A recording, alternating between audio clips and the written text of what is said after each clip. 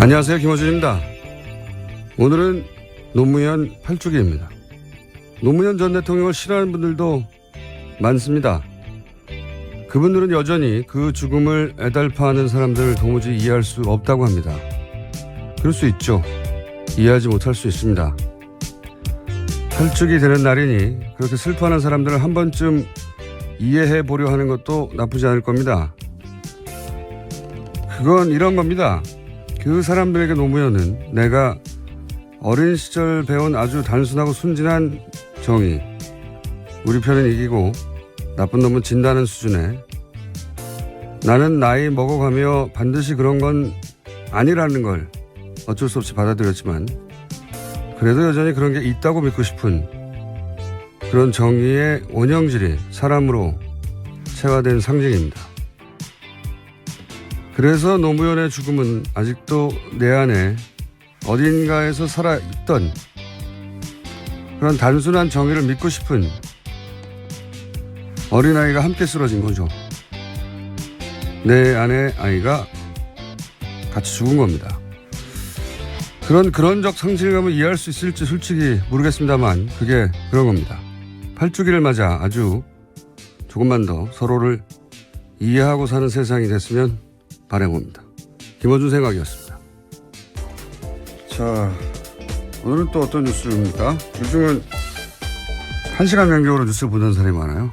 네, 정부발 뉴스가 워낙 쏟아져서 그런데요. 하도 많은 인사와 하도 많은 조치들이 있으니까.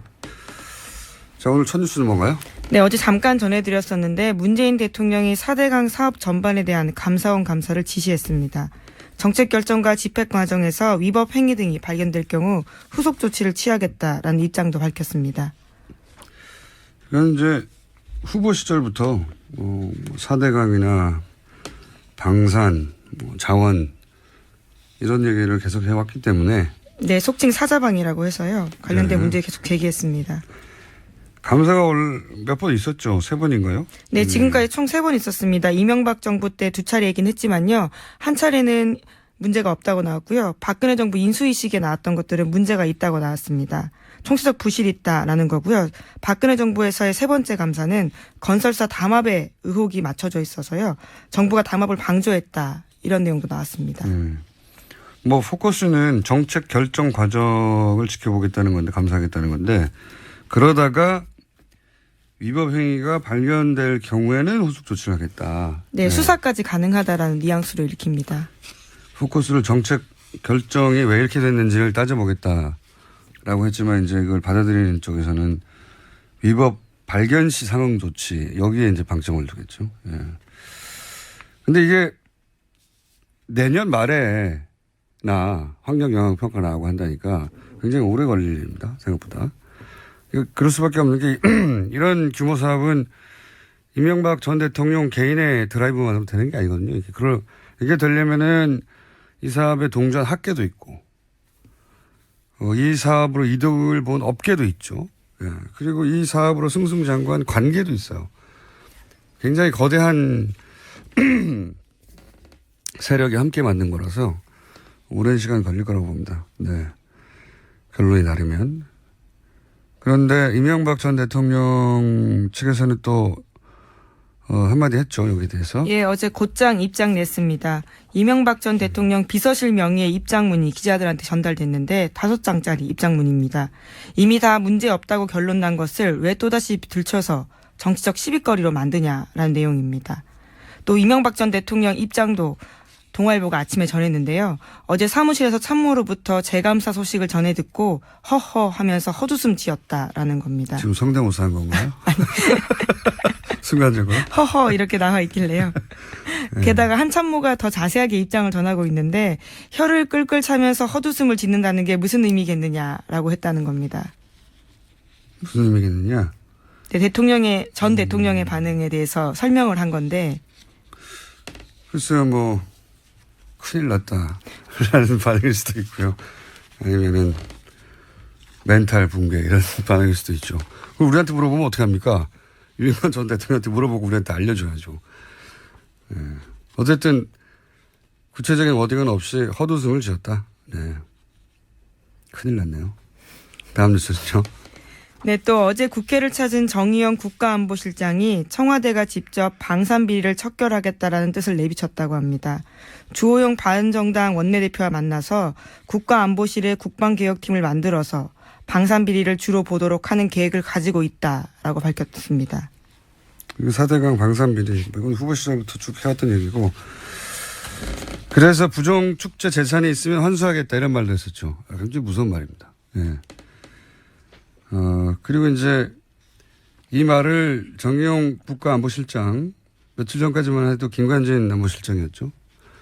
김관진 안보실장이 주도적인 역할을 한 게 사드 배치였는데, 사드도 이 관점에서 한번 다시 들여다보겠다 하는 의지가 여기 담겨 있지 않을까. 네. 김관진 안보실장도 이명박 전 대통령과 비슷한 헛웃음을 짓지 않았을까. 그 네. 뜻은 모르겠습니다만. 예. 바쁘시겠네요, 이분들이. 자, 다음 순요. 네, 통일부가 어제 남북관계의 단절은 바람직하지 않다면서 민간 교류에 유연하게 대응하겠다라는 입장을 내놨습니다. 이덕행 통일부 대변인 이야기인데요. 민간 교류 등 남북관계 주요 사안들에 대해서는 국제사회의 대북제재 틀을 훼손하지 않는 범위 내에서 유연하게 검토해 나갈 생각이다라는 겁니다. 이건 당장 개성공단이나 금강산 사람 이런 걸 제기하기는 어렵거든요. 지금 분위기상. 근데 이제 민간 교류도 막혀 있었으니까 여기서부터 시작하겠다는 의미겠죠. 예, 일종의 제스처. 예, 대북 압박만 하지 않고 대화도 할 텐데 그 첫 출발이 민간 교류로 시작하겠다. 네, 뭐 인도적 지원이나 그런 부분들을 이야기하는 것 같습니다. 이제 그런 일이 벌어지겠죠. 네. 당장 개성공단이 재개되거나 그러기는 어려울 것 같고요. 이미 공장들 많이 옮겼잖아요. 네, 그렇죠. 네. 자, 알겠습니다. 또 다음 뉴스는요. 네, 문재인 대통령이 북한 김정은과 정상회담 성사를 위해서 프란치스코 교황에게 중재를 요청하는 친서를 보냈다고 오늘 아침 중앙일보가 보도했습니다. 문재인 대통령의 교황청 특사인 김희중 한국천주교 주교회의 의장을 통해서인데요. 로마에 도착해서 있는 이 김주교를 통해서 중앙일보 기자가 만나서 이야기를 들었다라는 겁니다. 김 대주교는 23일이나 24일 정도에 교황을 만나서 남북 정상회담 중재를 요청하는 문 대통령의 친서를 전달할 예정이다라고 밝혔습니다. 그렇군요. 이게 과거에는 김대중 전 대통령 시절을 거슬러 올라가 보면 그리고 노무현 대통령하고 남북 문제의 주도권은 남북이 지고 있었거든요. 그래서 남북 당사자가 만나 해결하면 되는 사안이었는데 지금은 그 틀이 뭐 육자회담 틀이니 당사자만으로 해결이 안 되잖아요. 그러다 보니까 이런 해법을 생각해낸 것 같아요. 예전에 생각해 보면 그 팔레스타인하고 아랍파 이스라엘 문제 있을 때 서로 그 마주하고 있잖아요. 둘이 만나면 돼요. 네, 만나면 경계를, 되는데 네. 굳이 미국 클린턴 대통령이 중재자로 나서서 협정을 맺은 것처럼 아니면 이제 미국 쿠바 국교할 때 교황을 중재자로 해서 협정을 맺은 것처럼 네, 실제로 프란치스코 교황이 역할을 했습니다. 그런 모델을 생각하나 봅니다. 예. 누군가 이제 이 단절에 제3의 중재자를 내세워서 그걸 명분으로 해서 계기로 해서 그런 모델인가 보네요. 자, 다음 뉴스는요. 네, 오늘 노무현 전 대통령 8주기 추도식이 열립니다. 문재인 대통령이 참석하는 등 사상 최대 규모의 인파가 몰릴 것으로 예상됩니다. 하지만 8주기 추도식에 자유한국당이 대표급 인사는 보내지 않기로 최종 결정했다고 합니다. 부르지 않기로. 네, 그래서 박맹우 사무총장이 대신 가고요. 원내대표는 가지 않습니다. 이건 나쁜 결정이에요. 정치적으로. 뭐 예를 들어서 야유나 물세례를 뭐 이런 추도식은 하지 않겠지만 한다고 하더라도 지난번 김무성 전 대표가 간 것처럼 가서 자기 정치적 존재를 드러내는 게 이제 훨씬 나은데 예. 안 가기로 했다는 거죠. 추도식에. 네, 어느 대통령은 가고 어느 대통령은 안 가고 그런 게 형평의 문제가 있다라는 게 정우택 원내대표의 주장입니다. 제가 보기에는 자유당이 뭐랄까요? 정치적 좀 자신감을 상실한 것 같다. 그렇게 보여지고 이 추도식은 여러 가지로 의미가 깊은 것 같아요. 그러니까 평생의 친구였는데 한 사람 먼저 대통령을 하고 그리고 나서 그 죽음 때문에 또 한 번도 정치를 생각해 본 적 없는 사람이 결국 역경 끝에 대통령이 되고 사실 굉장히 영화적 소재거든요. 대단한 서사인데 여기 대해서 노무현 전 대통령이 생전에 문재인 대통령에게 한 말이 있죠. 저희가 하나 준비해 봤습니다.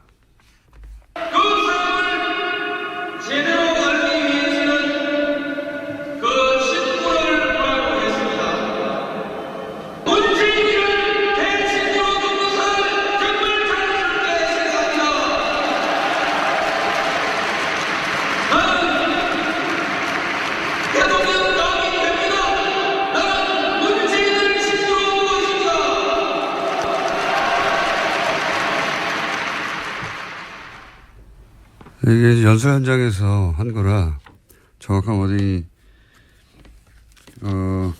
들렸을지 모르겠는데 나는 대통령이 가면 된다. 왜냐하면 나는 문재인을 친구로 두고 있기 때문에 뭐 문재인 대통령에 대한 멘트는 대부분 이런 식이에요. 예. 노무현의 친구 문재인이 아니라 문재인의 친구 노무현이다. 대통령이 된 후에도 그런 식으로 표현했었죠. 제가 보기에는 훗날 이거 두고두고 영화로 됩니다. 지금이야 그럴 수 없죠.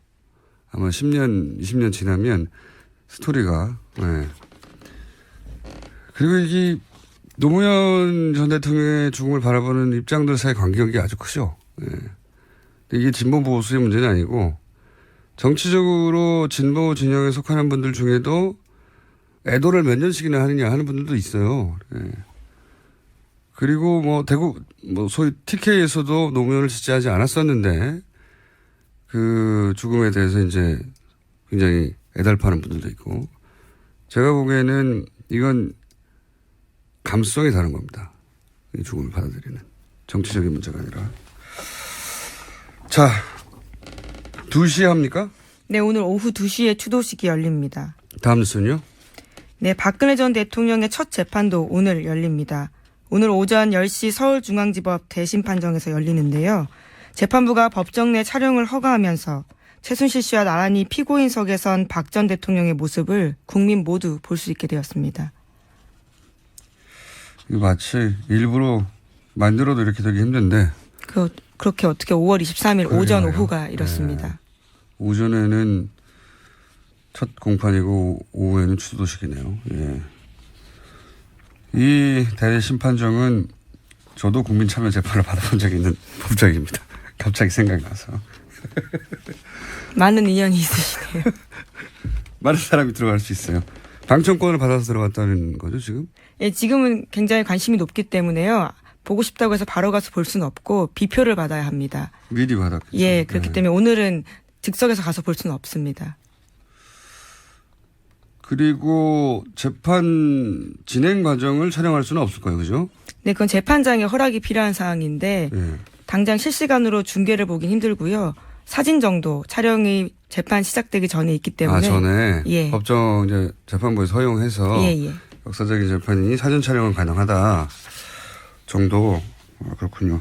촬영은 안 되는 걸로 알고 있고 나중에 이제 이게 속기록이 있으니까 속기록을 요청하면 속기록을 받아볼 수 있어요.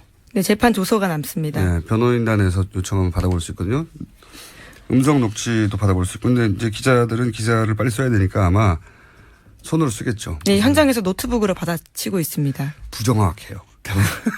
많이 겪어봐서 아는데 한 말이 그대로 나가지 않는 경우도 많이 있습니다. 여하간 저녁 때가 되면 나오긴 나오겠습니다. 어떤 이야기가 왔는지. 근데 첫 공판이라 사실은 뭐 평이한 내용들이 아닐까. 네, 전체 혐의를 부인하는 기존 기조를 유지할 것으로 보입니다.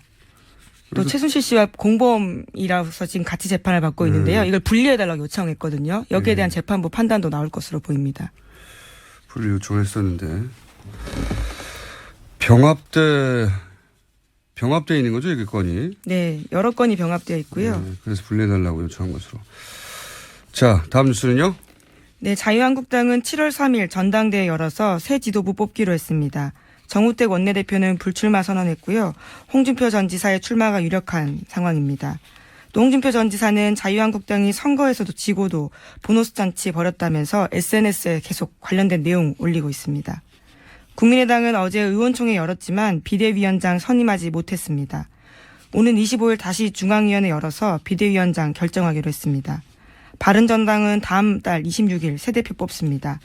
김세영, 김영우, 김용태, 이혜훈 의원 이런 분들이 꼽히고 있습니다. 홍준표 전 지사가 출마하면 아마 지금 같은 상황에서는 당선이 유력한데 문제는 이제 룰이겠죠. 룰. 대표를 어떻게 뽑느냐. 여론조사를 어느 정도 포함하느냐. 기존의 당원 당규대로 그대로 한다면 홍준표 전 지사가 제가 알기로는 절반이든가요. 여론조사 포함 정도가. 그럴 텐데 그 룰이 그대로 간다면 그럴 것 같고. 세력은 없는 분이라. 예. 네, 그래서 지금 계속 SNS에 정치적인 글을 계속 올리고 있습니다. 미국에 있지만요. 네. 결국은 홍준표 전 지사와 친박의 대결이 되겠네요. 네. 근데 친박도 지금 구심점을 잃은 상황이어서 여하간 친박 인물 인사들의 출마 가능성만 지금 얘기되고 있네요. 네. 거기는 그렇고요. 국민의당은 일부에서는 소위 이제 동교동계에서는 민주당과 합당해야 된다는 얘기가 왜냐하면 바른정당과 합당해야 된다는 얘기가 나오자 거기에 대한 반발로 그럴 거면 민주당과 합당해야 하는 게 맞지 왜 바른정당과 합당해야 되느냐 뭐 이런 이야기도 나오고 있는 걸로. 예, 오늘 아침 조선일보가 보도했습니다. 예. 더불어민주당이 더 이상 이제 패권주의가 없어졌다라는 식의 주장을 하면서 민주당과 다시 합쳐야 된다라는 이야기를 하고 있습니다. 이유는 좀 웃깁니다. 예. 대통령이 됐으니까 더 패권이 강해진 거 아닙니까? 그런 논리라면 대표도 아닐 때도 패권 정당으로 했는데 패권이 없었다고 하는 거는 이제 민망하니까 이유를 댄 것이고 예. 시급한 건 그런 거겠죠. 지금 국민의당 내부에서 바른정당하고 합당하느냐 이건 이제 친안철수 쪽 의원들 혹은 초선 의원들의 의견인 것 같고 소위 이제 김대중 전 대통령과 정치를 함께 했던 쪽은 국민의당하고는 아니지 않느냐 보수정당인데 네, 바른정당하고는 아니지 않느냐. 바른정당하고는 예. 아니지 않느냐 그런 뜻인 것 같고요.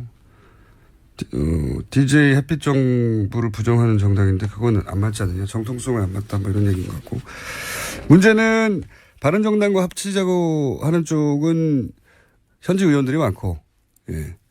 민주당과 같이 가야 한다고 하는 쪽들은 전직 의원들이 많고 뭐 대충 그렇게 분리가 됩니다. 바른정당은 나온 분들이 대부분 젊은 의원들이네요.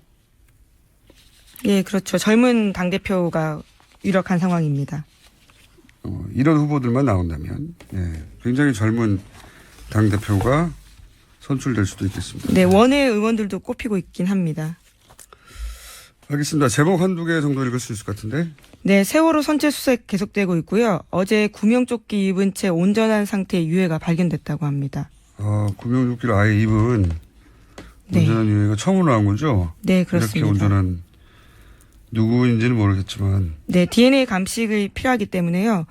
최대 한 달 정도 시간이 걸린다고 하는데 그것보다 빨리 나올 수도 있을 것으로 지금까지는 보입니다. 그보단 빨리빨리 예. 확인되어 가고 있는 중인데. 알겠습니다. 이 문제는 저희가 한번 따로 종합해서 중간 종합을 한번 해야 되겠네요. 예. 여기까지 하겠습니다. 지금까지 시사인의 김은지였습니다. 감사합니다.